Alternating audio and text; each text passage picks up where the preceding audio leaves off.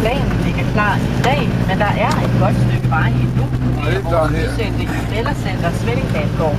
Man er meget lidt tæt på en aftale, så vidt jeg kan høre på de her taler, at folk siver ind og ud af plenarsalen, selv mens der holdes tale, mens Obama er det ene, så er Clinton ude, Merkel er ude, Brown er ude, Sarkozy er ude. Så det er helt tydeligt, at det er en meget, meget hæftig diplomatisk aktivitet. Flere statsledere holder lige nu tale i plenarsalen her i blandt to vigtige supermagter, USA og Kina. Og her er der ikke meget at råbe hurra for, mener Svend Dalgaard. Det er jo to meget skuffende taler, som præsident Obama og statsminister Wen Jiabao fra Kina. Det er de to